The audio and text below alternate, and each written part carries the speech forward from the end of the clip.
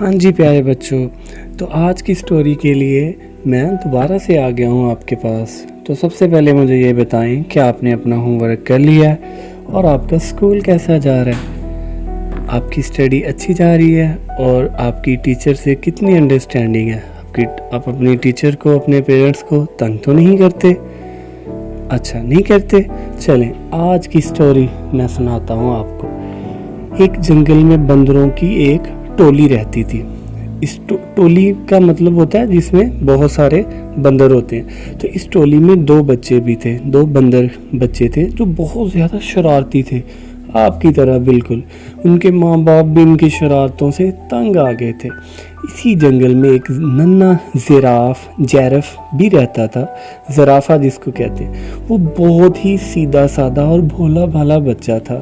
ایک دن گھاس چرتے چرتے وہ جنگل کے اس حصے میں آ گیا جہاں بندروں کی یہ ٹولی درختوں سے پتے اور پھل فروٹ کھا کر توڑنے میں مگن تھے۔ دونوں چھوٹے شرارتی بندروں نے زرافے کے بچے کو دیکھا تو انہیں حیرت ہونے لگی، کیونکہ بندروں نے اس سے پہلے اتنا بڑا جانور نہیں دیکھا تھا۔ بندر کے ایک بچے نے کہا، ارے دیکھو تو کتنا عجیب و غریب جانور ہے، آؤ اسے چھیڑتے ہیں۔ دونوں بندر کودتے پھلانگتے اس درخت پر پہنچ گئے جس کے نیچے کھڑے ہو کر زراف پتے کھا رہا تھا۔ اس درخت کی ایک شاخ پر بیٹھ کر دونوں نے زراف سے کہا، اے لمبو تمہارا نام کیا ہے؟ زراف نے بڑی نرمی سے کہا، میں زراف ہوں، کیا مجھ سے دوستی کرو گے؟ تم لوگوں کے نام کیا ہیں؟ دونوں بندر شرارت سے کھلکھلا کر ہنس پڑے اور کہنے لگے، ہا ہا ہا ہا، ہم تم سے دوستی کرنے لگے، تم اتنے بدصورت ہو، اتنے لمبو ہو، گردن دیکھو تمہاری کیسے مینار جیسی ہے، تمہارے پیر دیکھو جیسے سیڑھی ہوتی ہے، ہمیں نہیں کرنی آپ سے کوئی دوستی، آپ ایسے بے ڈنگے جانور ہو۔ اتنا کہہ کر دونوں بندر زراف کو چڑھانے لگے۔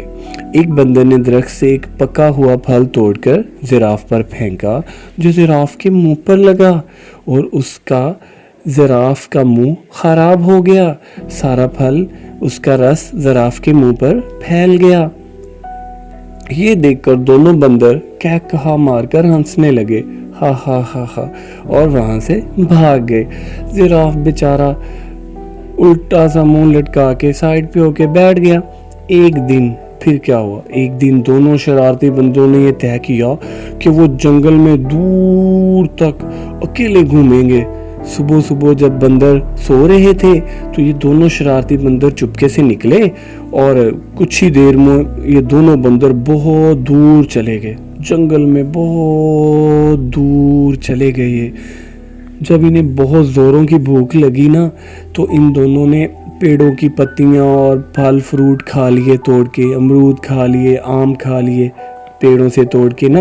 تو انہیں اس طرح گھومتے پھرتے موج مستی کرتے نا بڑا مزہ آ رہا تھا۔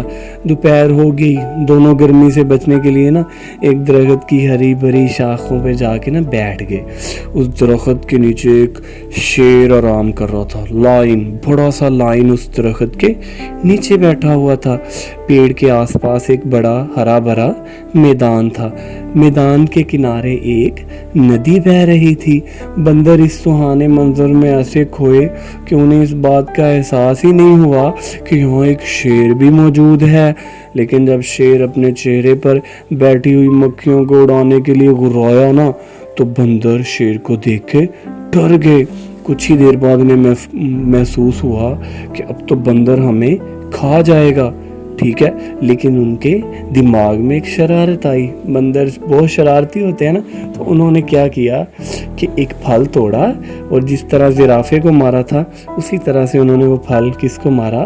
اب شیر کو مارا، جو شیر کی ناک پہ لگا۔ شیر نے غصے سے دھاڑتے ہوئے ادھر ادھر دیکھا، لیکن جب اس نے اوپر دیکھا تو اس کی نظر بندروں پہ پڑ گئی۔ بندر کھی کر کے ہنسنے لگے، لیکن جب شیر آپے سے باہر ہو گیا اس نے گرجدار آواز میں دھاڑتے ہوئے کہا، اوے کیا تمہیں نہیں معلوم کہ میں اس جنگل کا بادشاہ ہوں؟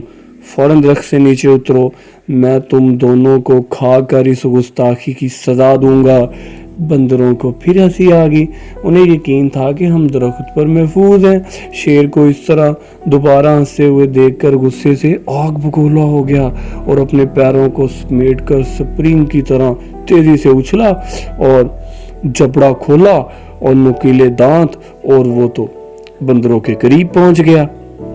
बंदरों के तो होश उड़ गए, इनकी सारी शरारतें धरी की धरी रह गईं। दोनों डर के मारे एक दूसरे से बुरी तरह लिपट गए। शेर ने छलांग तो बहुत अच्छी लगाई, लेकिन जहाँ पे वो बैठे हुए थे ना, वहाँ तक शेर अभी पहुँच नहीं पाया। लेकिन इनकी हालत डर के मारे पतली हो चुकी थी। वो चीखने लगे, चिल्लाने लगे, लेकिन वहाँ उनकी पुकार सुनने वाला कोई भी नहीं था। वो तो अपने माँ बाप से बहुत दूर आगे थे और उनकी इजाज़त लेके भी नहीं आए थे। ठीक है ना बच्चों, हमेशा अपने माँ बाप को बताकर उनकी इजाज़त लेके जाना चाहिए जहाँ भी जाना चाहिए।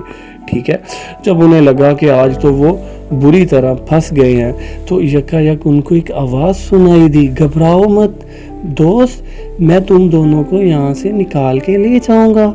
चुपके से मेरी गर्दन के सहारे मेरी पीठ पर आ जाओ। वो क्या देखते हैं कि उनके ठीक ऊपर दरख्तों के पत्तों के दरमियान में ज़राफ़ का सर निकला हुआ है। उन्होंने तो इसका बहुत मजाक उड़ाया था। उन्होंने बहुत शर्मिंदा हुए वो दोनों बच्चे, लेकिन उन्होंने जान बचाने के लिए जल्दी जल्दी ज़राफ़ के ऊपर चढ़ गए।